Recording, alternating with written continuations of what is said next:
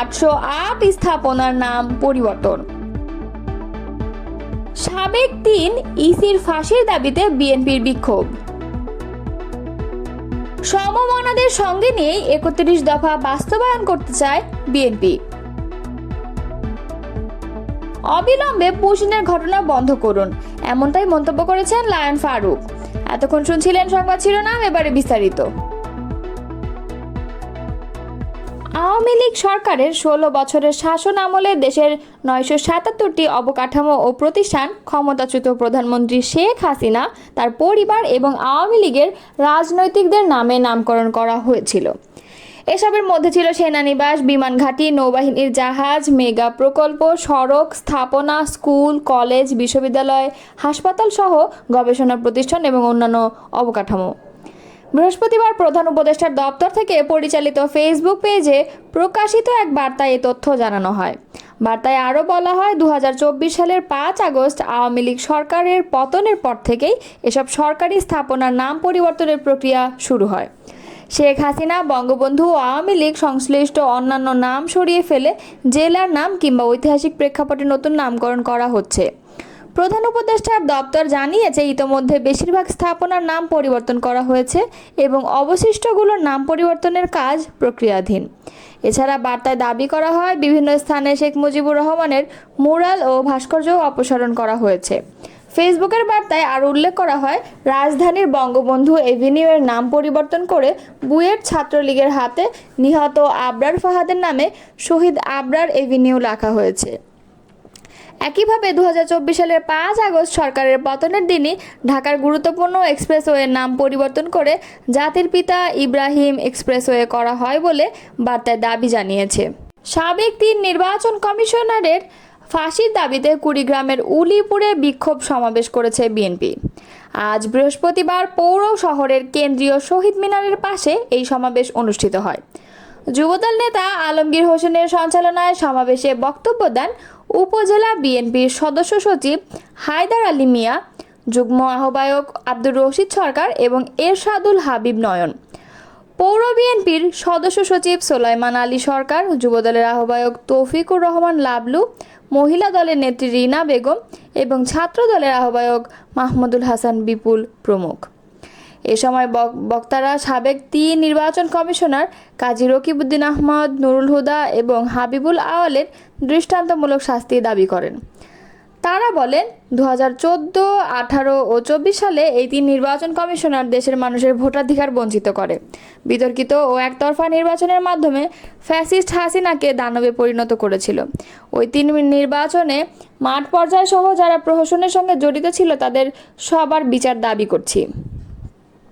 12 দলীয় জোটের অন্যতম শীর্ষ নেতা ও ন্যাশনাল লেবার পার্টির চেয়ারম্যান লায়ন মোহাম্মদ ফারুক রহমান ভারতের উদ্দেশ্যে বলেছেন, আপনারা জাতিসংঘের রেজুলেশন অনুযায়ী চলার চেষ্টা করুন। কোনো অসঙ্গতি দেখলে দ্বিপক্ষীয় আলোচনার ভিত্তিতে সমাধানের চেষ্টা করুন এবং অবিলম্বে পুশিনের ঘটনা বন্ধ করুন। বৃহস্পতিবার জাতীয় প্রেস ক্লাবের সামনে দেশ বাঁচাও মানুষ বাঁচাও আন্দোলন আয়োজিত এক নাগরিক সমাবেশে একথা বলেন তিনি। লায়ন ফারুক বলেছেন, ভারতীয় আধিপত্যবাদের বিরুদ্ধে যখন বাংলাদেশের মানুষ সোচ্চার, ঠিক সেই সময় ভারতীয় সীমান্তরক্ষীরা আন্তর্জাতিক আইন অমান্য করে বাংলাদেশের সীমান্তের সব দিক থেকে একের পর এক ভারতীয় নাগরিকদের পুশিন অর্থাৎ বাংলাদেশে ঠেলে পাঠিয়ে দিচ্ছে। তারা কোনোভাবে বাংলাদেশের প্রতিবাদকে আমলে নিচ্ছে না, এতে করে দিন দিন সীমান্তে উত্তেজনা বাড়ছে। এ ব্যাপারে বাংলাদেশ সরকারের উপযুক্ত পদক্ষেপের অভাবে দেশের মানুষ উদ্বিগ্ন। এমনিতে লাখ লাখ রোহিঙ্গাকে নিয়ে বাংলাদেশে চাপের মধ্যে রয়েছে, তারপর নতুন করে আবার এই পুশিনের ঘটনা উদ্বেগ আরও বাড়াচ্ছে। দেশ বাঁচাও মানুষ বাঁচাও আন্দোলনের সভাপতি KM রাকিবুল ইসলাম রিপনের সভাপতিত্বে নাগরিক সমাবেশে প্রধান অতিথির বক্তব্য দেন বিএনপি ভাইস চেয়ারম্যান শামসুজ্জামান দুদু। অনুষ্ঠানে আরও বক্তব্য দেন বিএনপি চেয়ারপারসনের উপদেষ্টা হাবিবুর রহমান হাবিব, সাবেক MP শামীম কায়সার লিঙ্কন, কৃষক দলনেতা শাহজাহান মিয়া, সম্রাট জিয়াউর রহমান, সমাজ কল্যাণ পরিষদের সভাপতি এবং বরগুনা জেলা ন্যাশনাল লেবার পার্টির সভাপতি শ্রমিক নেতা আবু সালেহ প্রমুখ। সমমনাদের সঙ্গে নিয়ে বিএনপি ৩১ দফা বাস্তবায়ন করতে চায়। বৃহস্পতিবার গণ অধিকার পরিষদের সঙ্গে বৈঠক শেষে এ কথা জানান বিএনপির স্থায়ী কমিটির সদস্য আমির খসরু মাহমুদ চৌধুরী।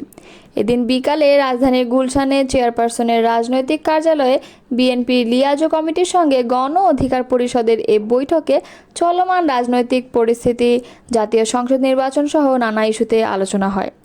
বৈঠক শেষে এক প্রশ্নের জবাবে আমির খসরু আরও বলেন, দুপক্ষই অত্যন্ত সন্তুষ্ট যে ফেব্রুয়ারিতে নির্বাচনের দিনক্ষণ মোটামুটি একটা ঘোষণা আসছে। এই ঘোষণার পরিপ্রেক্ষিতে আগামী দিনগুলোতে ঐক্যবদ্ধভাবে এগিয়ে নির্বাচন পরবর্তী সময় সংস্কার ও ৩১ দফা বাস্তবায়ন করা হবে।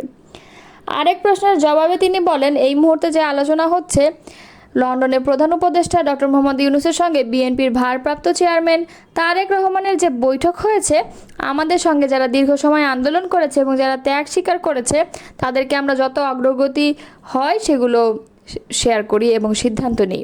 আজকে লন্ডন বৈঠকের বিষয়ে আমরা শেয়ার করেছি। সংস্কার প্রসঙ্গে এক প্রশ্নের জবাবে আমির খসরু বলেন, এটা নিয়ে বিতর্কের কোনো সুযোগ নেই। প্রধান উপদেষ্টা ডক্টর মোহাম্মদ ইউনূস বলেছেন, বিএনপির ভারপ্রাপ্ত চেয়ারম্যান তারেক রহমানও বলেছেন, প্রায় সব রাজনৈতিক দলের মধ্যে একটা ঐক্যমত্য আছে, সেটা হচ্ছে ঐক্যমতের পরিপ্রেক্ষিতে যে কয়েকটা সংস্কার করা সম্ভব সেই কয়েকটি সংস্কার হবে, তার বাইরে যাওয়ার কোনো সুযোগ নেই। বিএনপি স্থায়ী কমিটির সদস্য আরও বলেন, বিচার বিভাগ এর ব্যাপারে একটি সিদ্ধান্ত নিয়েছে, পরিষ্কার সিদ্ধান্ত। ইশরাক হোসেনকে মেয়র ঘোষণা করে বিচার বিভাগ সিদ্ধান্ত নিয়েছে। নির্বাচন কমিশন সেটার উপর অনুমোদন করে তাদের মতামত পরিষ্কারভাবে বলে দিয়েছে। সুতরাং আইনগতভাবে তার মেয়রের দায়িত্ব নেওয়ার কথা। দৃঢ়ভাবে বিশ্বাস করি, আইনের শাসনে যদি বিশ্বাস করে থাকি, তাহলে ইশরাকের দায়িত্ব নেওয়াটা খুবই স্বাভাবিক। আর আমরা সরকারের সিদ্ধান্তের অপেক্ষায় আছি। আমির খসরু ছাড়াও এই বৈঠকে বিএনপি স্থায়ী কমিটির সদস্য ইকবাল হাসান মাহমুদ টুকু ও ভাইস চেয়ারম্যান বরকতুল্লাহ বুলু উপস্থিত ছিলেন। অন্যদিকে গণ অধিকার পরিষদের পক্ষ থেকে বৈঠকে দলের সাধারণ সম্পাদক মোহাম্মদ রাশেদ খান, সিনিয়র সহসভাপতি ফারুক হাসান, সিনিয়র যুগ্ম সাধারণ সম্পাদক হাসান আল মামুন, উচ্চতর পরিষদের সদস্য খালিদ হোসেন এবং হাবিবুর রহমান রিজু উপস্থিত ছিলেন। গণ অধিকার পরিষদের সাধারণ সম্পাদক রাশেদ খান বলেছেন, বৈষম্য বিরোধী ছাত্র আন্দোলন নামক প্ল্যাটফর্মের নেতৃত্বে এ দেশের লাখ লাখ মানুষ সমবেত হয়ে স্বৈরাচার বিরোধী আন্দোলনে সম্পৃক্ত হয়। এরপর এই প্ল্যাটফর্মে নেতারা রাজনৈতিক দলের গঠনের প্রেক্ষিতে গত ৭ মার্চ সাংবাদিকদের এক প্রশ্নের জবাবে নাহিদ ইসলাম বলেন, বৈষম্য বিরোধী ছাত্র আন্দোলন এখন আর আগের জায়গায় নেই, সেখান থেকে একটি ছাত্র সংগঠন তৈরি হয়েছে। তিনি বলেন, বৈষম্য বিরোধী ছাত্র আন্দোলন ও জাতীয় নাগরিক কমিটির উদ্যোগে একটি রাজনৈতিক দল তৈরি হয়েছে বলে বৈষম্য বিরোধী বা সমন্বয়ক বলে যে পরিচয়টা এখন আর এক্সিস্ট করে না সেই অর্থে। কিন্তু অতি সম্প্রতি সেই প্ল্যাটফর্মের কাউন্সিল অনুষ্ঠিত হয়েছে। এনসিপি সম্পৃক্ত নেতারা ভোটার হন, এনসিপির কার্যালয়ে ভোট অনুষ্ঠিত হয়। এই প্ল্যাটফর্ম এখন নতুন নেতৃত্ব পেয়েছে।